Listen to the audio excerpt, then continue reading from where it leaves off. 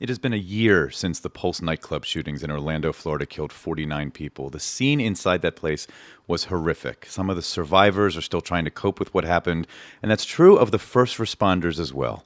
Abe Abaraya of member station WMFE looks at the lingering effects of post-traumatic stress disorder for those first on the scene. Jerry Reeland wishes he had never become a police officer. Reeland was part of the hazardous materials team the night of the shooting. He spent 4 hours inside the club taking care of the dead.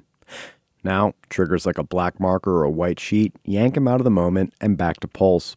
The slightest thing enrages him or makes him sad. But then there's the moments that you can't control. The images or flashbacks or the nightmares that you don't even know about. And your wife tells you the next day you were screaming or twitching all night. Reeland was diagnosed with post-traumatic stress disorder and hasn't worked since right after the shooting. And it's not just Reeland who's dealing with it. His family is too. Hiding from your kids so that they're not traumatized by your rage or depression, which gives them a sense of insecurity, which isn't good. It's not easy for first responders to talk about these things. Orlando City Commissioner Patty Sheehan says she continues to be worried about the after effects. At least 2 first responders have come forward with an official PTSD diagnosis since the shooting. But Sheehan has heard there are many more officers with issues who won't speak up. They don't want to be seen as weak or unfit for duty. If someone's to the point where they have had an emotional stress to where they cannot perform their job, of course I don't want to put a gun in their hand. I mean, that's just common sense to me. Researchers say there isn't enough data on PTSD rates in first responders, but the best estimates are anywhere from 7 to 19% of police officers have it. Officers who responded to the Virginia Tech and Sandy Hook mass shootings also have struggled. After Sandy Hook, the city of Newtown, Connecticut, was ordered to pay one officer nearly $400,000 in long-term disability.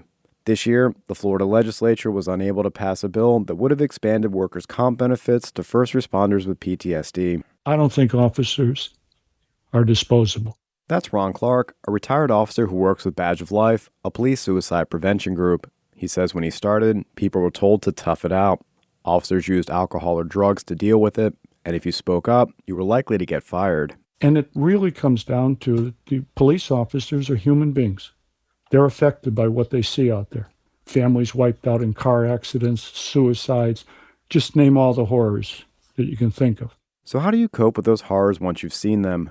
For Orlando officer Jerry Reeland, one escape is being all alone on his paddleboard, on the water listening. And hearing the sounds of nothing else, the breeze maybe, wondering where the fish may be, wondering which way the tide is turning, which way the wind is blowing.